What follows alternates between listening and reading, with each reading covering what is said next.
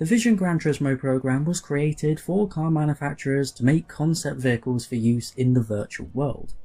Sure, some of them take styling elements from their respective brands, but beyond that they tend to be flights of fancy, a chance for engineers to let their hair down and not worry about what's strictly possible right now. However, one of these VGTs now stands out from the rest, as the company actually built it. In fact, they built 25 of them, and deliveries have started, marking this as the first Vision Gran Turismo people can actually own and buy. Filthy rich people, admittedly, but people nonetheless. But that's enough suspense. Today we're talking about the story of the McLaren Vision Gran Turismo, and how it paved the way from vision to reality to eventually become the Solus GT. The story begins in 2017, when McLaren's design team were tasked with creating a car for the Gran Turismo series. But when the car debuted in October of that year for the brand new Gran Turismo Sport title, the manufacturer said it's a car developed in sight of the year 2030 and beyond.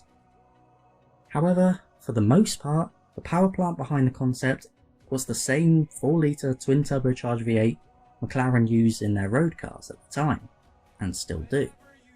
That drove the rear wheels, all very conventional so far, but alongside that petrol engine were two in-wheel electric motors on the front axle, housed in pods, and resulting in a combined output of 1,150 horsepower. At the time of recording this, you have a chance to test your skills in Gran Turismo 7 with this car on the fearsome Suzuka circuit. I'll be honest, I did not enjoy this one much at all, as the virtual car is an experience to drive, if we're going to put it politely. Huge downforce at high speeds.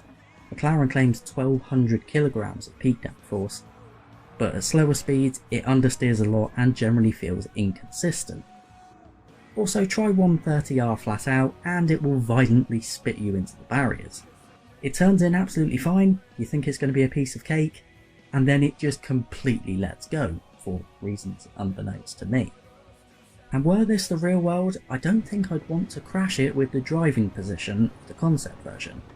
Perhaps this VGT's most outlandish feature isn't the driving position being in the middle, an obvious callback to the McLaren F1 road car, but more the fact your body would be positioned as if you're riding a motorbike, with your head far forward over the front axle.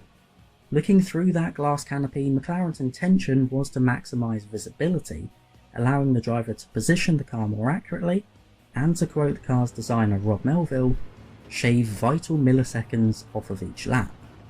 And decades of your life, presumably.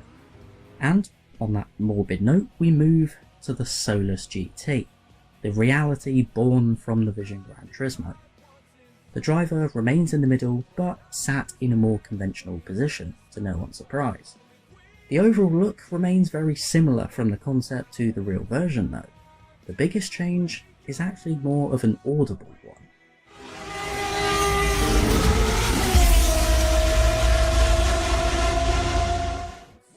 Yes, the Solus GT is powered by a Judd-sourced V10 rather than McLaren's own V8. The hybrid element has also been eschewed in order to keep the weight down to just 1,000 kilos.